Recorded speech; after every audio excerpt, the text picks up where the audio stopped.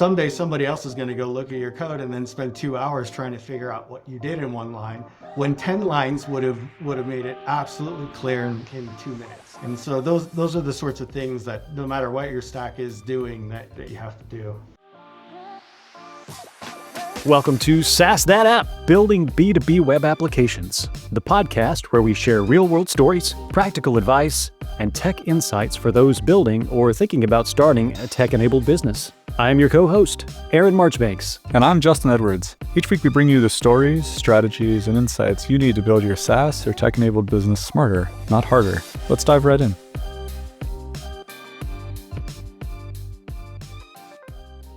Hello, everyone, and welcome to SaaS That App. Today, we are tackling kind of an existential question or decision for any startup that's going to be growing a SaaS team, and that is choosing the right tech stack. So we're not talking about just simply the collection of frameworks or programming languages. We're talking about the backbone of your application, and this is going to shape everything. Developer experience, hiring, scalability, long-term support, maintenance. So we're going to get into some specific frameworks, some open stuff like Ruby on Rails. We'll wade into the JavaScript jungle a bit, maybe with some Node.js and such. Also going to get into the Microsoft stack, some modern .NET. So not just getting into technical trade-offs. We're going to be talking about team dynamics, like I said, organizational fits, real-world impact. So whether you are launching your first app or rethinking your stack for the long haul, or you just are here for some spicy takes, stick around because I suspect with this group, it is going to get a little nerdy. So to help us break it all down, joined by some fantastic guests today. With me as always, Justin Edwards, my partner in crime, CIO of Delta Systems, and our resident pot stirrer for today. He's going to help us kind of frame a lot of this stuff with flexibility and structure, community-driven innovation, that sort of stuff. Also with us again is Daniel Cannon. Welcome, Daniel. Our Chief Innovation Officer of Delta Systems, a seasoned Ruby on Rails developer in his own right, and a big-time advocate for open source. And he has scaled, of course, numerous SaaS products and applications with a lot of open source tech. So welcome, Daniel. Hey, nice to be here. And then new to the pod, we have Damon Altamore, founder of ThisWay Development. He is a .NET expert. He knows all things .NET, what it takes to build secure, scalable applications. And so we're going to dive into maybe even some things about is .NET going to be open sourced? Are we heading in that direction? Let's find out today. So welcome, Damon. Thank you. Hi. All right. So I just want to kind of dive right in here. I want to start high level, 30,000 foot view. And Daniel, I want to talk just a little bit, a couple of minutes here on why is open source in general, but specifically Rails. Why has that worked? Why has that worked for us? Yeah, absolutely. So yeah, nice to be back on the program. Thanks for having me. Yeah, I mean, open source, a lot of people, old school people are really afraid of open source software. Like it's open. Oh my God, the code's public to anybody. Anybody can come and hack your code. And like actually the opposite is pretty much true with open source. If something's an open source piece of software, it means there's a whole community around it. It means there's a whole process for, code getting merged back into the repo and actually having the code be public to the world makes it easier for good guys, the white hat hackers, to go in and try to find vulnerabilities in software, report it back. So it tends to actually be much more secure. It's also typically free, so that's pretty cool. I'm constantly amazed by these things where it's like there's this commercial paid solution and it's just terrible. The free source alternative is actually much better. So it's free and better. It seems like an obvious winner. All right, all fair points, Damon. Give us a little bit on the .NET front there. Why is this a compelling choice? I know that we're talking here about maybe sometimes larger organizations or things with compliance needs, but give us the skinny on .NET. Yeah, .NET is used mostly by larger organizations and enterprise organizations because I think for a number of reasons. One, the tool set out of the box is complete. So when you enter into the .NET world, you get frameworks right out of the box that help with security and compliance, that help with your pipelines. .NET or Microsoft has made a number of moves over the last 10 years too that have significantly increased the usability of .NET, basically by adopting some open source methods and open source things. And .NET actually is already open source. You can download it. That's Comes with some caveats, so I think we might talk about that a little later, so I'll save that. But they've also moved to GitHub, not GitHub itself, but Team Foundation Server is now called DevOps, and its default is based on Git. So that was a huge improvement from their old Team Foundation Server. But I think that the tool set really, not only does it come out of the box, but it also supports larger teams. And that's a big plus as well, because everybody's working in the same environment, in the same IDE, and everything from code to pipeline to deployment is all happening in the same universe. So it's there's that. The downside is the cost, and we can talk about that as well. Yeah, that's all right. It's actually going to lead right into the first thing I really want to talk about, which is, you get a new opportunity, a potential client comes in the door, or a project that you're going to be working on, and there is an initial component of, as I'm looking at these tech stacks, the actual fit for the organization. And Damon, I want to start with you because you just mentioned it a moment ago. You're talking about .NET and it being very scalable, good for larger teams. So talk to us a little bit about an ideal candidate or why it is that .NET might work for a particular company of a particular size or something with some compliance or security needs that .NET would really be leveraged well for. Yeah, so I'll start with the compliance and security needs. There's a number of advantages that come with .NET. From the code libraries, you get encryption, role-based authentication, things like that are again out of the box and really easy to implement. But then there's also a number of ways to scan the code, and there are third parties that'll do that. Microsoft has some stuff, and if you're deploying to Azure, they also will check compliance in that case as well. And then I think also when you are dealing with people who need to audit what you're using for encryption, they need to audit how you're doing certain things. A lot of times if you're using the Microsoft supported libraries, that's all they need to know, because those are widely used and supported by Microsoft. Yeah, just a little bit about size of a development team or even size of the project as it would relate there. Yeah, so I think also the complexity of the project you're working on has a lot to do with whether you would go with .NET, scalability as well.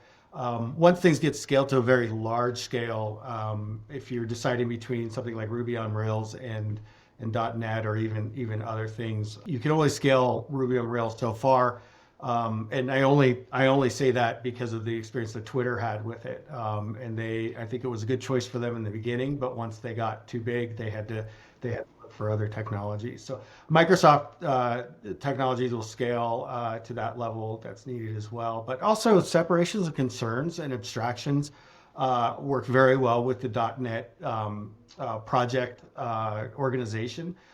So if your project has a lot of different modules that you want to keep separate, and especially if the modules need to scale independently, the way that the .NET is set up and the way that you set up your projects, of course, if you set it up correctly, really lends itself to more complicated projects and keeping the code organized. Yeah, so Daniel, I want you to respond to that, because I know we've spent a lot of time talking about Rails in terms of like the size of your team and auditing and compliance and security, but it seems to me that Rails also does have a pretty nice complement of libraries and capabilities as it relates to those elements. Yeah, I mean, absolutely they do. Absolutely they do. I think Damon's point is really well taken, especially if you're trying to get in working with like an enterprise customer, somebody who's, gonna make you fill out a compliance questionnaire, which Lord knows I've filled out hundreds of those. I actually just got off a call doing one of those right before this. Yeah, it gets a lot easier if you can say, hey, we're using these approved Microsoft tools. Hey, we're SOC 2 compliant. That one always solves a whole bunch of questions. But it's not to say that Microsoft is in any way more secure than Rails. I don't really think anyone is saying that. But it can give you a win to just come in and say, look, we use blah blah blah, this approved thing that everyone at your enterprise knows and loves, and it's Microsoft. And people just they have a lot of belief in Microsoft being this secure company. I disagree. I think frankly, if you look at at the track record of Microsoft proprietary software versus your more open source alternatives, Microsoft's had a pretty bad run of it. They're starting to get more groovy. They got this new CEO who's wanting to move things more into the open source realm. I mean, that's the direction that Microsoft is going, which I'm excited to see. I think it's great. But yeah, I mean, can you build secure software in Rails? Absolutely. There's wonderful library support for Rails. I think it's very easy to write extremely secure applications in Rails. It's actually very hard to introduce vulnerabilities because things are so built using this kind of conventional method. It just makes it really hard to add things. Whereas when you have these more complex systems like what .NET encourages you toward, with all these levels of abstraction, it actually introduces, I think, a lot of places for little issues to kind of creep in. The nice thing about Rails is you can step into a code base and understand what's going on. It follows the same convention as other projects. There's not that much that's weird, and it's in the parts that are weird, which is where your security issues tend to crop up. To Damon's point about scaling, and correct me if I'm wrong on this, but moving from an interpreted language to a compiled language is going to give you a speed boost. And I believe Twitter actually moved to a different open source technology, which was Play on Scala, if I remember correctly. But to be fair, that compiles down to Java bytecode, which is it's a move from an interpreted language to a compiled language, which is going to give you a performance increase when you have problems on the scale of Twitter. So pedantic complaint. Actually, Java bytecode is very much still an interpreted language. It's just a compiled interpreted language, but. All right, would you agree that it's more performant than interpreted code? Well, actually, Java was a really interesting case study because everyone was like, oh, Java's always going to be slower than something that's written in C, something that's compiled down to run in machine code, because it's interpreted, and interpreted languages are slow. But actually, what wound up happening with Java was the development of the just-in-time compiler, which actually analyzed the patterns that your application were using on the architecture and recompiled in real time as you were using it. And it didn't take long before Java applications were actually running way faster than C applications because they were dealing with this interpreted world where it's not explicit machine instructions, but rather you can actually see a little bit of the intent of how the software is supposed to be used. And I think there have been a lot of evolutions like this with functional applications where you're writing functional code, you're describing the problem for the computer and letting the computer figure out the optimal solution for how to solve it. So I think that there is definitely the potential for these higher level, more interpreted languages to actually be more performant down the road. And there has also been an evolution in the Rails world of moving to using what's called Rust, which is a different language that actually does compile down to bytecode. And so a lot of key components of the Rails ecosystem these days, like Active Record, are written predominantly in Rust as opposed to in Ruby. And you always have that option if you are dealing with performance issues to recode part of your application in Rust. So there are ways around it. Yeah, I'd say in general, if you want to take the Pepsi challenge between Ruby on Rails versus Play is probably going to be your more performant, your more scalable. But what are the trade-offs for that? How much work do you have to do to make this really scalable application? And is your company to that size? Does your company have millions of users, or is your company trying to get its first user? And once you have millions of users, you're going to have the budget to spend to rewrite the thing anyway. Well, Damon has a lot of background and experience working with like insurance companies and companies of big sizes with specific and unique compliance needs. So financial planning, yeah. Yes. So these technologies make sense for that reason. I also think there is probably some benefit to the idea of outsourcing liability or outsourcing responsibility for things. So if you're 100% Microsoft shop and they control 100% of your stack and Microsoft has an outage, you can kind of point the finger at Microsoft and say to your customers, hey guys, sorry, but Microsoft is down and this is a very supported, very widely used thing and it's messed up right now. So it's their fault, not ours. Sorry. Whereas when you have something you're architecting yourself out of a series of open source technologies, it's kind of always your fault. I don't know if that strikes you as accurate, Damon, or if you have complaints with it. But oh yeah, no, we've definitely pointed the finger at Microsoft when they deserved it. But a lot of that has to do with it's tied into the cloud now, into Azure, and when they have troubles, everybody has troubles. So, but I want to jump back at C#, which is .NET. One of the languages for .NET is also just-in-time compiled as well. But I do want to But I do want to mention like security and scalability. Really, you can code in any language and in any platform and make things terribly insecure. It all has to do with how you code it. And so I think the advantage, we're not saying .NET's more secure for sure. I agree with Daniel, but I think the toolbox that you have to make things secure is there. I don't know if it's better than Ruby or Rails or not, but I've taken advantage of that out of the box stuff a number of times. And same thing with scalability. It all has to do with your system design. If you are scaling large, I mean, let's face it, the differences in performance between a just-in-time compiler and a fully compiled application is only going to affect certain niche things that you're doing.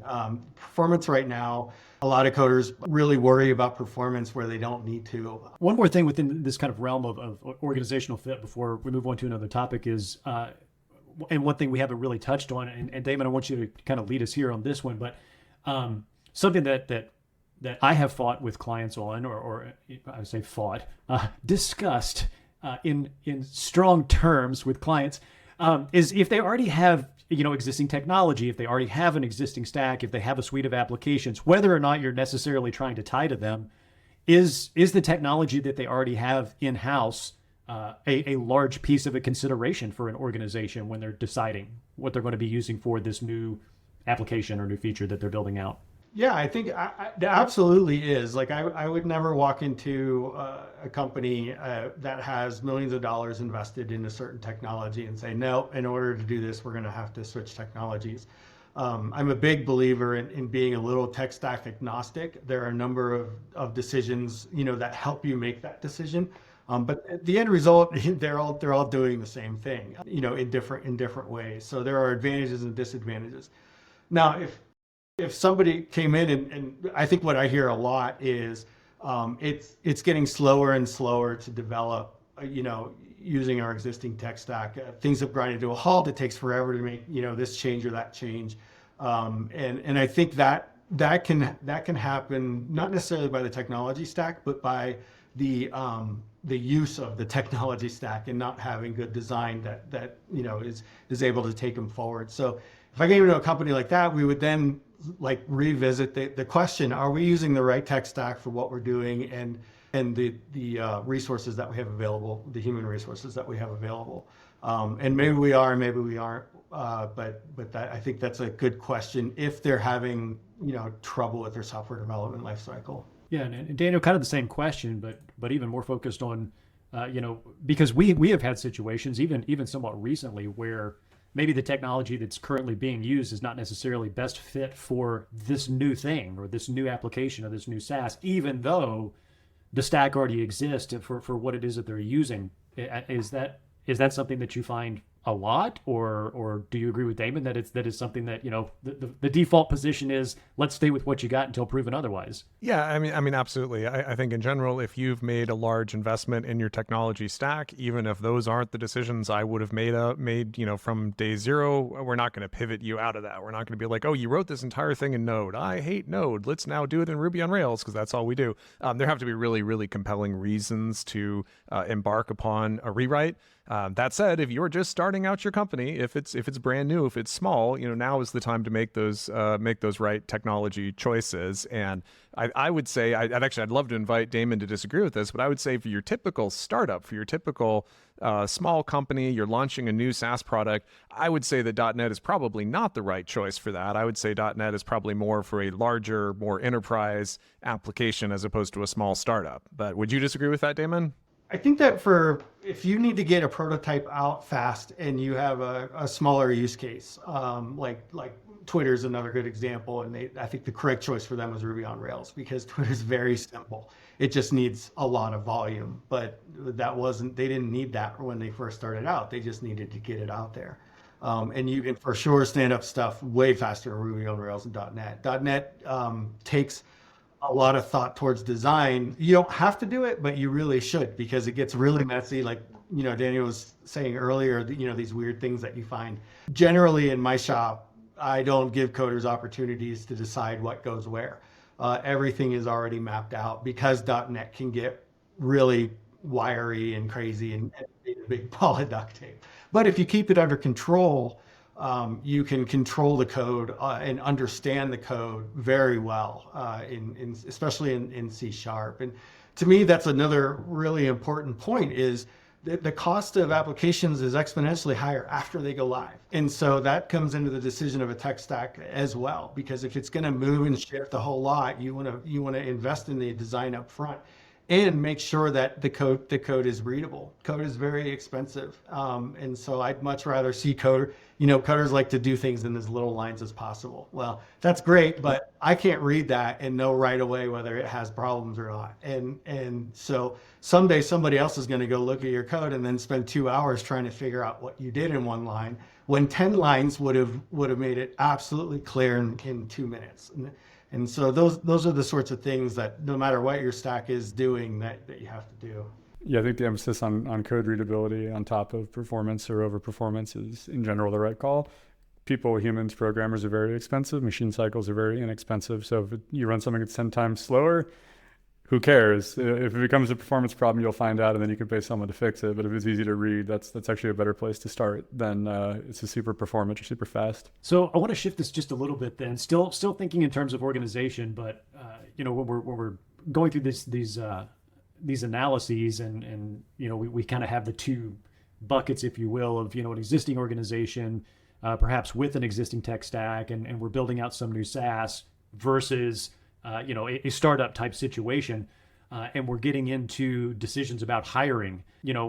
I suppose a couple of questions right off the top of my head is, when do you start to make the decision, or when do you start considering hiring in-house, having that person here versus contracting something out?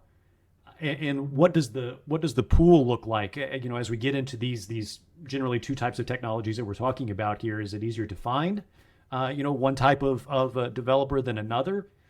So Daniel, why don't you lead us off with that one on talking about talent pool? Yeah, I mean, absolutely. It's a huge consideration when you're trying to pick your stack. And I mean, I think it's actually really interesting when you're talking about .NET versus Ruby or any of these open source technologies. Like when I first went to school, when I was at the university long ago, there's kind of like this expectation that people who got bachelor's degrees, those were programmers, those were the people who implemented code. And if you wanted to be the guy who wrote the spec, you got your master's degree. So I always wanted to be that guy. So I went on and got my master's degree. And so now I get to write the spec to hand off to developers to go and implement. I mean, that was sort of the traditional paradigm. And I think that's still largely how, .NET teams tend to work. There tends to be sort of the architect, the guy who says, these are the patterns that we're following. And they break it up into little small components, little small modules, so that we can hand this off to Chuck. And Chuck maybe isn't that great of a programmer, but he can follow directions real good. And so I'm going to give him the recipe, and he's going to follow and implement it. So I think .NET teams tend to be much more diverse in terms of skill set, and they tend to be a little more heterogeneous in that way. Whereas typically if you're working like in Ruby on Rails, it is a lot easier for one bad developer to screw everything up. And there's generally not this kind of like structure to the project where you have all of these little self-contained little modules. It's like if you want to add a user show page, you go and create a file called show.html.haml, you drop it in the view folder, there's your user show page, you're done. It's convention. I don't have to wire it up to anything. It's just because it's there, it's there. So, I mean, I think in general, and there's been a lot of efforts to impose this different kind of structure. You've probably heard of like microservice architectures. They're trying to do the same thing. Let's break it off into little pieces so that when Chuck comes in and he screws up, the billing module, well, billing is broken, but everything else still works, which I would still call a pretty bad situation. But anyway, so I guess what I would say is that if you're working in like a Ruby on Rails style architecture that's much more traditional MVC and much less object oriented, you want to make sure that you're only working with sort of senior developers who really know what they're doing. One bad developer can totally poison the bunch and cause all sorts of problems. Whereas I would say with a .NET style project, it's a lot easier to work with developers at different talent levels. So that could certainly be an advantage. I think another thing that's interesting about the .NET side, and I'll let Damon comment on this because he actually has experience as opposed to musings. But I have many musing. Microsoft certainly offers certification specifically on like their MVCs and like being a programmer in like the Microsoft ecosystem, and obviously they have like the cloud certs and stuff like that. Whereas like when you control the whole top to bottom thing, you can create your certification because you're the company who makes all these products. It's kind of like a certification and a training and all that specific to your stuff. Whereas like I don't know where I would send someone for a Rails certification. It'd have to be some third party that created it, and how much credit would I give to that? I don't know. So I guess, yeah. Do you have experience working with credentialed folks, Damon? Do those credentials, like, are they, is it signal? Is it noise? Is it somewhere in the middle? Sorry to put you on the spot. No, it's fine. I hate to say this publicly, but I don't put a lot of credence into those because some people study for the test and they do. It doesn't make them a good coder. I think it's different with cloud technologies and networking and DevOps and things like that, where there is a lot to learn. But with coding, I don't know. I've never really put a whole lot of weight into the credentialing that they do. I think it's a good money maker for them. Yeah, but I'm so happy to hear you say that. I feel similarly about most credential stuff too, and including college degrees. So, wow. Yeah. Well, in our industry, yeah. I mean that is Daniel was talking about, coming out of college, and that's a really interesting thing, and I think it's still true today. You don't really learn how to code for businesses in college or how to be on a business team. You have a computer science degree, you learn algorithms and compilers and all that good stuff, and then you get to your first job and you have to learn from scratch, what you're doing. So you never see .NET developers come right out of college like, oh, I'm a .NET developer. They learn it on their first business job, because they're not teaching it in college and it's not fun. Nobody's like getting into .NET to mess around and make their little website. And as they're starting to become a coder, they're using other technologies and open source technologies. But I do agree also completely with Daniel. With .NET, it's much more structured. Like I said, you can control the code a lot better. You can enforce patterns a lot easier, or very easy, I should say. And also you can isolate your junior developers from your senior developers and have them work on other things. The other thing about C# too is it's a very, very typed, and it's very hard to get something to build that has problems. Whereas I don't know a whole lot about Ruby code, but for example, JavaScript is meant to kind of go over the bumps. And so you need to have somebody who really knows what they're doing coding JavaScript, because it gets out of control really quickly. Whereas in C#, it's not going to build. If it hits a bump, you want it to explode, and that's what you want. Yeah, I mean, I think that is a huge kind of religious argument among programmers for sure. And I never really know which side I'm on, because I'd spend a lot of my days working in Ruby, working in JavaScript. But yeah, type systems are super helpful. And I mean, Ruby does have types, but yeah, it's very flexible. It's like, well, if you kind of want to cram an integer into a string, have at it, or do what you want to do. And I mean, the trade-off is that your .NET application, your Scala application, your strongly typed language, you spend all of your time trying to resolve type issues. But then once you resolve all the type problems, the thing works. Whereas Ruby application, yeah, it runs, it's fine. There is no compile step. It just runs. You find out when you click the button and everything goes red, and you're like, oh, that's right. I guess that did need to be an integer, for example. So it's got a trade-off. Even down to the level of, like, I misspelled the word exception in the exception handler, and then that exception never got thrown. So there was actually a name error in an exception handler that it wasn't smart enough to figure out that I had a typo in. So yeah, Ruby's very much on the far side of that. So Paul Graham, I believe he was speaking skeptically about Java, and I think there's a reasonable amount of overlap between C# and Java in a lot of ways. But he basically said that he found it to be a really maintainable way to write spaghetti code. What a way to put it. Well, not his opinion, not my own. I'm not a big fan of Java. But anyway, I do wonder, we talked a little bit about kind of like working with developers who are kind of top to bottom in their journey with like seniority. And yeah, I do wonder if some of these things like type systems and really rigid structures and things are actually helpful in kind of bringing people along their journey as they get more and more senior, whereas there's just not a lot of support for Rails, other than there's an obvious answer to everything if you know the convention, and if you don't know the convention, you should learn the convention, and that's kind of the answers we have for you. But you learn by doing, and you learn by working with or being mentored by other developers. I mean, in either case, and certifications, as you guys have said, kind of to the side. I mean, at the bare minimum, at least it does show some level of knowledge, even if it may just be, to Damon's point, working toward a test, or to Daniel's point, having experience in or working with it in, many different forms or with libraries and things like that. You still have to show that expertise. You still have to show that experience in some way, other than just showing up and on the first day, we all find out that you have absolutely no idea what it is that you're doing. But I mean, we rock people in job interviews who have master's degrees in computer science, and we flub them up with really intense questions like, how do you sort a list? You know what I mean? This is true. So, Hey, don't give Absolutely. away our interview questions here. Come on. if you interview with us, I'm here to tell you, you better know how to sort a list. I should go. Yeah. Or, That should go or without at least saying, but- start with knowing that it will at least be easier to solve if you do sort it. Yeah. No, I don't. I mean, not to turn this into a higher ed conversation, but yeah, I don't put a whole heck of a lot of stock in educational credentials. Like, I was the golden pather. I went that route because that's what I thought you were supposed to do. Looking back at it, it's like, did I learn a lot in college? Yeah, I learned a lot in college, but yeah, lots of really smart people. Our best programmers did not go that traditional route. Our best programmer that I could think of off the top of my head got his start as a newspaper delivery boy. That was where, where he started out. Hired him to go around and start taking pictures of senior citizens centers because we were working on a project for the city of Albuquerque. And then, he gradually grew and grew and grew. And now, he's a better developer than I am. So I don't think that, there's this need to go that more traditional route. And just because you have the credential doesn't mean I'm going to hire you on that basis alone. But my point is, at least there is something there that shows, hey, you can at least use terminology, right? So whether or not there's a lot of weight behind it, it is a filter through which things can pass. Oh, absolutely. Absolutely. All things Yeah. considered equal, I'd rather hire somebody with a degree than not with a degree, but that's not, Yeah.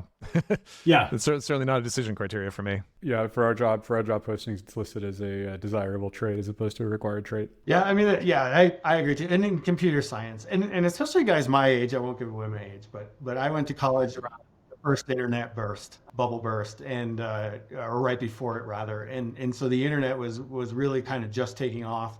My first email address was my freshman year in college. So that's the time period. But there were a lot of people there because advisors were telling everybody coming out of high school, computer science is where it's at. You're going to make a ton of money. That's where the future is. And so you have a lot of people that get into it, went to college for computer science, they passed the test, but they never really, I want to say loved it, but it wasn't in their skin. So they're not educating themselves as they go along. They're not really learning on the job. They just thought it would make them a lot of money. And it's a trait that you have to love and you have to keep up with the technology. So if you weren't messing around with it in high school and enjoying it, then computer science is not probably the thing for you to do, or at least a programming path isn't the thing for you to do. And I think that's why, like David said, you run into lots of people who don't have a college education, and they're awesome because they love it. No, that's a question we always ask on our interviews is, how did you learn how to program? And honestly, the answer I'm looking for is, I've taught myself. Those are usually the best developers. It's like, I was so passionate about this that I went out and learned it, and then I later found out I needed to go get a credential. But yeah, you got to have passion to become a programmer. And I don't really want to work with anybody who, I thought this would be a good way to make money, so I started doing it. They're not good developers. Yeah, and you can teach them patterns and you can teach them standards. If they taught themselves, they probably don't know it, but that's the base. I also think there's plenty of place in the world for folks who have, who are smart enough to program and have it as a job, and it's just not the thing that they're all about. Like, I'm sure that there are members of my team who kind of feel that way. Like, I have a lot of people I respect for who are like, oh, that person's a solid developer, but they're not like all about this. But that person typically doesn't become a team lead or an architect or a super senior person with a neck beard making $1 gajillion a year. It's a lot easier to end up in that position if you really care about it. I'll let the beard comment go there, Justin. You have a proper beard, not just a neck beard. When I say neck beard, I mean only the neck. Gotcha. Yeah. I hear they're coming in style. Oh my goodness. Well, we can hope not, at least. So, we spent some time talking about, experience and taking initiative and learning some of this. And I think that we can all agree that to a certain extent, .NET has more age on it. It certainly has, more structure. There are, I'm going to say, more things out of the box than perhaps, open source. But obviously, when you're dealing with open source, you have just a seemingly infinite number of third-party packages and libraries and extensions and things that can be leveraged. So, Damon, over to you on that. How do you handle Daniel's t-shirts? Brings up a really interesting point. .NET definitely doesn't have Rails, but there are little pieces you can do there. When you're setting up a new controller in Vue, you can have it generate everything from a model. So you create the model and then it'll put in everything for you. I discourage people from doing that with .NET because, and that gets back to the decision and the complexity. .NET can't stand things up as fast, but it also, in more complex applications, you want to abstract, those things. So if you're having .NET generate everything for you, it's going to couple your model to the view. And that's also why I don't necessarily do front ends in .NET either, because I want to have a decoupling between the front end. Front end should be dumb and safe, and not really know anything but how to display things and when to display it, and everything gets told to it by the API. And so I think it's really easy to, not that you have to couple them when you start doing those, but you have to be careful. And make sure that you're maintaining some abstraction there. And there are a couple other points too with that. And one other point on that, generated code, it has gotten a lot better. In my application of technology, I always say, if you're going to generate code, you're going to go in and clean it up, and you're going to understand it. Yeah. Absolutely. Yeah, and that's what AI kind of scares me these days. I have a couple of customers who are where You're not the only one. I'm not worried about it taking over everything, but I am No. worried about some really bad code getting out there that nobody understands. So, David, you mentioned decoupling the front end for the back end and keeping the front end pretty and dumb, I think is what you said. I didn't say pretty, but I like it. So, are you ordinarily then writing in Angular, or because it seems like, okay, so you're typically doing it Angular. I guess, can you speak to that a little bit? Yeah, I like Angular. I like React too. Both are good. I like SVAs in general for front ends. I think JavaScript was meant to be the front end. Like I said, it rolls over the bump. So as long as it's dumb, it's not going to damage things by rolling over the bump. So for the same reason, I like a very tight, rigorous, code in the back end. It's kind of the opposite. I don't want that to roll over any bumps. But yeah, I do like those. I think you can stand them up faster. The problem with .NET and front ends, there's a lot of problems, but I think they're great if you just want to serve a page, either a static informational page or, that has dynamic data coming from a back end, or forms that you just want people to fill out. You can't, they're not real great at, well, as soon as you get into async with .NET front ends, now you're in Ajax spaghetti, and you just start repeating code everywhere, and it becomes unmanageable. And so what I really like about the open source single page application type technologies is there you can build all of that gook that you need to do asynchronous calls and stuff like that. You can build that in a very organized, structured way. The problem with them too is the same problem I have with every technology, is the code can get really out of control. I've seen some really crazy React apps that have the state going everywhere, and there's just multiple layers of everything just to get something to show on the screen, and so you have to control, just like everything else, you have to control the code.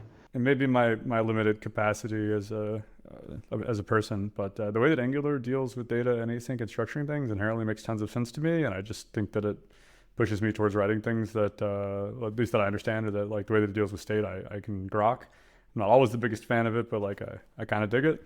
Whereas React, I've just continued just why are we doing all of this? It seems like there's 1,000 unnecessary steps that I'm required to do something like show a label on a button, and I just for the life of me don't understand why people like it. Or I guess the main thing that I'm into React on is that it's great for cross compiling mobile apps. So if you want to deploy to Android and iOS and have a single code source, that's fantastic. And React Native, I guess, is the language that does that best. But I keep checking in every so often on NativeScript and Angular, because I would much rather work with Angular than React. So is the .NET core or the .NET ecosystem pushing you directly into Angular, or what is that functionally like when you're starting a project? I have the same thoughts as you. I think React has a number of extra steps for some simple things. I have yet to see a really good organized React app. I've seen some that are better than others, but Angular I like for that reason. And then also with Angular, you can, I like to compartmentalize everything, and so you can do things in really discrete controls and reusable controls very easily in Angular. It keeps things nice and organized and neat, if you adhere to that kind of stuff. So I think for those reasons, I push towards Angular, and SVAs stand up so much faster than MVC. So I kind of steer anybody away from .NET front ends, unless they're like, you know what, all I need to do is show this piece of data from the database and it's never going to change, I'll be like, okay, that's going to be faster in .NET, but that's about the extent of it. Kind of as a last thing here, and I want to bring us all the way back to the beginning. And Daniel, I'm going to go to you first on this one, but give me the ideal situation, scenario, project for someone to go Ruby on Rails, open source, from the get-go. Yeah, absolutely. I mean, I think open source is generally, I'm going to say that's generally the way that you should go in general. I do think within that, it's a pretty wide landscape, and a lot of it depends upon what your project is, what your goals are with it. I think for your typical sort of SaaS startup where you're going to be primarily a web application, so something where people are going to go to your website, log in, use the tool.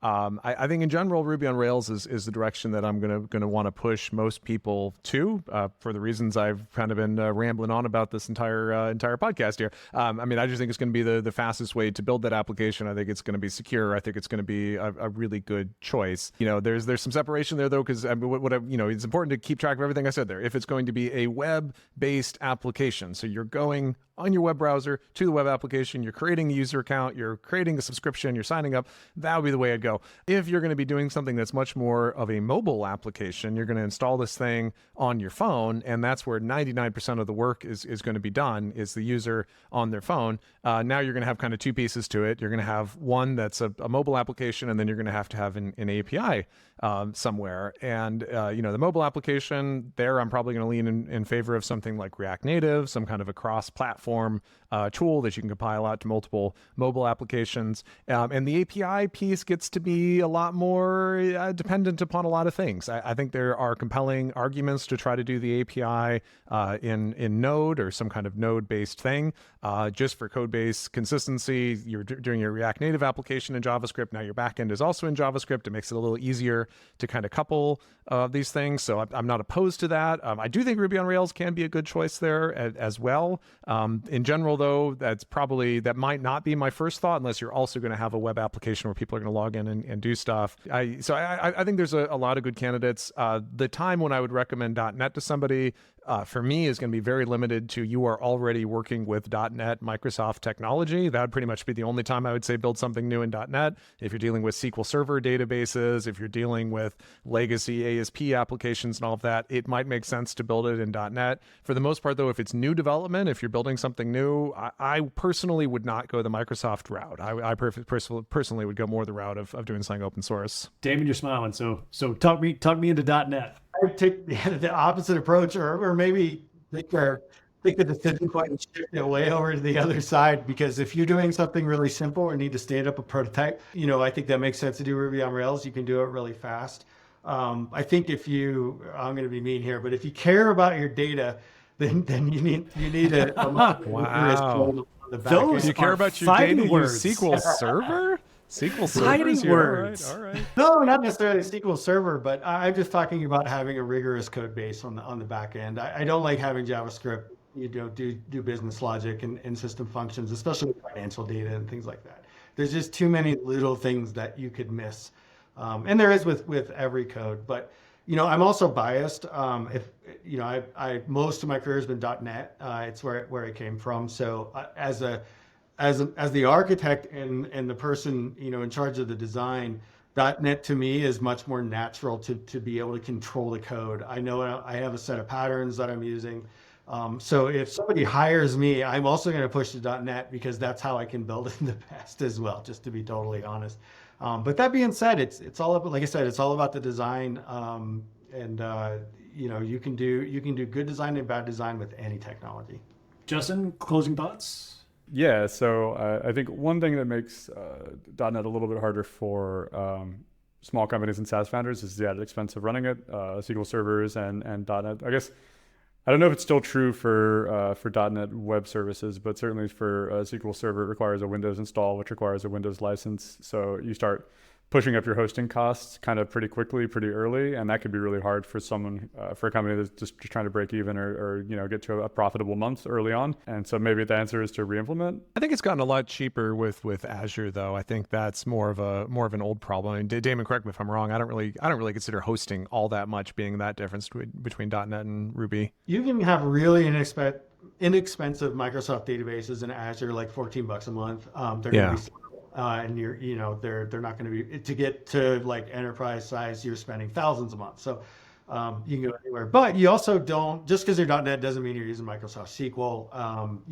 That's use any database you need, as long as that you can get a hold of the drivers. So, and just one quick point on the expense. Now that .NET is open source, you can actually program for free in .NET. Visual Studio Code is free and open source. .NET framework is free.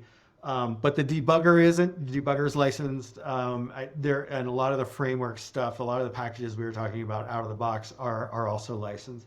Visual Studio is licensed as well and paid for. So there are some costs, but it's cheaper than it used to be for sure. Yeah, so this is a little bit old. It's been a while since I had to stand stuff up. But yeah, I was looking at clients hosting bills, and it's just like, oh, we have $500 a month in Windows licenses for what's not a giant application. And it's like, guys, this is killing your business. Like, it's so expensive. So I'm glad that they fixed that, because it was a real problem, and it's going to stop adoption. Yeah, but I think the real expense with going .NET is not your hosting expense. It's your dev time. If it takes you 10 times as long to build the thing, I mean, that can be very expensive. Well, I counterpoint to that, and if you design it right and build it right, like I said, the expense of a project is exponentially higher after implementation, and that's because it gets harder and harder to change. So the more things are coupled up, the more things are generated, the harder it is to change. Whereas if you put the investment in early to do good design, lay everything out in components, make sure that you understand what's going to change over time, then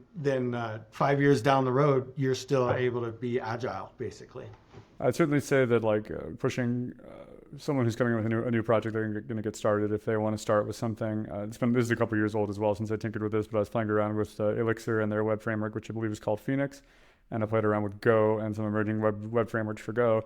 And I was like, okay, cool, I want to get started. Now I have to write my own authentication system and password resets and all that. Like, if you're starting there, stop and then go with something that already has it out of the box, and .NET does, and so does Ruby on Rails. So yeah, they could both be good options. I think if you have a really great advisor who's pushing you one direction, you should probably take the advice of your advisor. Working with a really great team, you can be successful in a lot of technologies, but it's really hard to be successful with a bad team. I guess, I mean, maybe if I could just kind of throw one little tail on there. I sort of feel like implementing something in .NET is a little closer to implementing it in Silicon. You're implementing something that's robust and stable, and that's maybe not the right call for somebody who's launching a startup. You don't necessarily know what your product is going to do 5 years from now. Maybe right now we should be trying to build this thing quickly, get some users, start getting some feedback on it. And, maybe 5 years down the road, once we've proven our business case and demonstrated, wow, we've got millions of users, now maybe is the time to think about rewriting it into something that's perhaps more robust. That's definitely true. I think it all depends on what you need out of it and what the business needs out of it and how fast. As much as the Rails community loves to harp on about testing as well and test-driven development, I think a type system probably makes testing somewhat easier. I imagine .NET also pushes you strongly to have tests for everything that you're writing, right? You can talk about time to market. That's the first thing that drops off, though. Oh yeah, no, I mean, that's most of the projects I work on. Like, no, there's no test bed. We don't have users yet. Once we have users, we'll start writing a test bed. But it's like, if you write your test bed too early, all you do is spend your life rewriting tests as the business requirements change. So, for early stage startups, I think, you put off unit testing till way down the road. Once you've solidified what the product is, then you build unit tests around it. But I think it just slows you down if you're just getting started. Which is why rewrites are so wonderful, and we love rewriting. We love rewriting software. No, rewriting software is the best, because you know your product market fit, you know your business case, you know what your struggles are, the problems. You get to just start from scratch and re-implement something. It's like the best. Nothing better than a rewrite, man. They're my favorite. That does kind of bring us to a close. So I do want to thank our guests. Daniel, who did have to just hop off. Really appreciate his insight, obviously. Damon, thank you so much for joining us. It has been an absolute pleasure. We will catch everyone next time on SaaS That App. Thanks for cruising along with us on SaaS That App. We hope you grabbed some insights that were inspiring, actionable, or at least entertaining. If you enjoyed the show, don't forget to subscribe and leave a review. Until next time, keep building, keep growing, and keep those apps sassy.